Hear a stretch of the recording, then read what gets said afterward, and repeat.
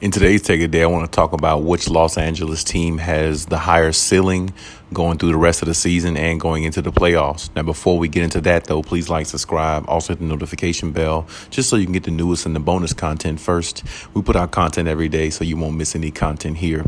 Let's just go ahead and jump right into this. So, when I talk about the Los Angeles Lakers and the Los Angeles Clippers, I talk about two teams that are highly, respected in the NBA as we are currently speaking. Of course, the Lakers have more respect throughout the years because they've won championships and the Clippers haven't. But these last couple years, even though there's been slip-ups and there's been injuries, the Clippers have been looked at as a contender by many and looked at as a team that can knock the Lakers off as the premier team in LA. But of course, that's going to be very hard to do because the Lakers have always been a staple. They've always been number one, and it's been that way throughout the whole time, since the beginning of time. So it's really hard to knock a team off that has that title, and they have all the championships to prove it. So the Clippers have a lot to prove. The Lakers don't have much to prove at all. And to be quite honest, it really hasn't been a rivalry between the two teams because the Lakers have owned the Clippers throughout the time and before time. And it's just the way it's always been. And there's really no other way to look at that. But there is a difference now. You have a superstar in LA on the Clippers, and you have a really, really high rated star player. And, you have a bunch of guys on the Clippers that really have a lot of talent individually, and they can put the ball in the basket. And they have a few players on there who can play both ends of the floor. And when you look at that, with Kawhi Leonard, with Paul George, the two best wing players, I think, in the game, when healthy, you're really looking at a monster type team who can give a lot of other teams trouble. Now, of course, you want to say, the best team in the NBA right now. You could look at the Warriors. You could look at, maybe one or two other teams, but in the end, the two LA teams or one of the LA teams is going to be there playing in the conference finals against whoever else comes out the West, whoever else is the top dog in the West. But when you look at the LA teams, you got Russell Westbrook on the Lakers, you got LeBron, you got AD, you got a bunch of reserves who are very formidable along with Carmelo Anthony. And you have pieces from the team a couple years ago when they won the championship in the bubble, like Rondo, you got Dwight Howard, you got pieces like that who are, championship caliber players and who's won championships in this league. So who knows? And they know what it's like to go through a championship season and what it takes. But you also have that same type of, players, and you have that same type of regimen and everything on the Clippers because you have players on the Clippers, like Kawhi is a two-time champion, Serge Ibaka's won a championship. The Clippers also have, some pieces on there who've won championships as well, who knows what it takes to get to that mountaintop and how much it takes out of you to get there. But, they've definitely found a way to win championships. And you definitely have experience on both ends of both sides, both teams. But when you look at this season so far, both teams kind of, didn't start off the way they chose to. They didn't start off the way they wanted to. They didn't start off with the blast off mentality, and both teams, have suffered some losses that I think both teams really would like to take back and have back and redo over again if they're able to. But at the same time, it's all a growing process. It's all a learning process. The Lakers got Russell Westbrook. They have to find a way to implement his game with LeBron and AD to make them a great trio along with the backup pieces that they have and get them healthy. Taylor Horton-Tucker, Trevor Ariza, you got Wayne Ellington, Malik Monk is coming off the bench. You got a lot of players there, who can really play. You got a lot of players there who are really solid, and when you add Russell Westbrook to your mix, you would think that team would be very, very, highly capable of, making a run throughout the season and making a run in the playoffs as well. And, of course, if the Lakers ever find a way to put that together, they would definitely be a formidable team that would, threaten a lot of other teams in the West and in the NBA if they're able to get it together and stay healthy at the same time. Now, of course, health is a big thing. It's always hard to stay healthy, especially like when you're, an older team like the Lakers. You have a lot of talent, but if the talent are, elder statesmen and, they're all about on their way out of the NBA, you only got maybe one good run in you, and that's just pretty much it. So to me, with the Lakers, if this whole operation doesn't work this year, they have to try to break that team up, to me, and try to find some youth and some other pieces that might fit a lot better than what they have. I personally think Russell Westbrook is one of those players where, you look at him and you see his talent and you understand how great he is, but you also understand his greatness doesn't equate to winning. It only equates to individuality. It only equates to him putting up big numbers and allowing his stats to be, the overseer when it comes to a lot of the players in the NBA. Allowing his stats to be, above a lot of the people's, because he can average a triple-double, which he's done once or twice in his career by winning an MVP also in doing so, and has definitely helped his career, developed him into a superstar that he is today. But when it's not equating to winning, it doesn't really mean anything. It really means trash, because if you're not winning championships or finding yourself in NBA finals and multiple times and being there at the end as the last team or last man standing, then it really doesn't matter what your stats are, because you never experienced what it's like to be on the mountaintop and looked at as the number one guy or the superstars or the stars of the night, basically, which is the champion, the one who won the championship, who holds up the trophy and gets the banner put up in their arena. And that's just something that, Russell Westbrook is going to have to learn to deal with, in regards to playing with LeBron James and Anthony Davis. Since they've won championships, is what Russell Westbrook willing to listen to allow them to implement some things to him and show him what it takes to be a champion, rather than just to be a stat machine that he is. And then when you look on the Clippers side, with them, it's mainly just health. We saw a team last year going to the playoffs down 0-2 every series, came back in every series, won every series except the Phoenix Suns, which they would have won. A lot of people believe they definitely would have beat them if they had the services of Kawhi Leonard, because honestly, there's nobody on the Phoenix Suns that can stop Kawhi Leonard. Really, there's nobody on any team in the NBA that can stop Kawhi Leonard, but the Phoenix Suns is definitely a team that they would have made an example out of if they would have had Kawhi Leonard, because it went 6 games without Kawhi Leonard, whereas it should have went 4 or 5 games without his services, especially, if the team goes up 2-0, which the Phoenix Suns did on the Clippers, and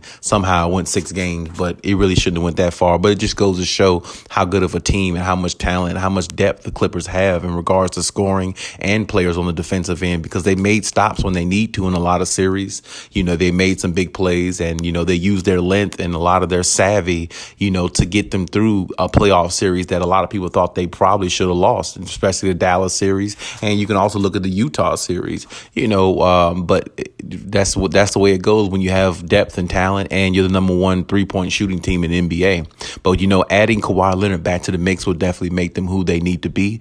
And also, can't forget about Serge Ibaka, getting him healthy, not really seeing a lot what he can do in the playoffs and helping this team and help them push towards another level. That's something that the Clippers were missing as well. Personally, I believe if they had Serge Ibaka against the Dallas Mavericks in the first round, I definitely think they beat Dallas in 5 or 6 games. It doesn't even go 7 games, because now they got another versatile weapon that Dallas can't deal with, and it's going to make Porzingis. It would have made Porzingis had to defend a lot more on the offensive end. Definitely, would have took more out of him and other players to guard Serge Ibaka, because he can step back and shoot from 3, and he can also score in the paint, play defense, and he's a knockdown free throw shooter as well. So it makes the Clippers a lot more of a versatile weapon, as a team, as a unit, when they have a player like Serge Ibaka. So you can't forget about his expertise as well. But also, like I said before, when you add Kawhi Leonard to this mix of the team the way they are now, they're actually on a 3-4 game winning streak as we speak now, because they actually have a lot of talent and depth. But when you add Kawhi Leonard back to this mix, if he can get back to 100% where he was, then, the Clippers are definitely going to be a threat in the Western Conference. It could be a situation where you see the Clippers versus the Warriors in the conference finals, rather than you see the Lakers and the Clippers in the conference finals. Or it could be the inverse, Lakers and Warriors. You never know. But at the same time, when you look at both teams and the way they're constructed right now, you really would have to say the Clippers have to be more of the team in LA that is the premier team right now. Because when you look at them, they're on a several game winning streak, and they don't even have 2 of their best players. Of course, PG is the second best player on the team, but he's playing as number 1 guy. But your number 1 guy, Kawhi, is out, and your third best player to me would be Serge Ibaka. If he's healthy and playing right, he hasn't been around for a while. So when you look at that, they haven't had Serge Ibaka last year in the playoffs. even with Kawhi Leonard, they've never all really been together, you know what I'm saying, in crucial moments and playoff moments. And they the Clippers have always been unhealthy. If you think about the last couple of years, they've always missing a piece that was vitally important somehow.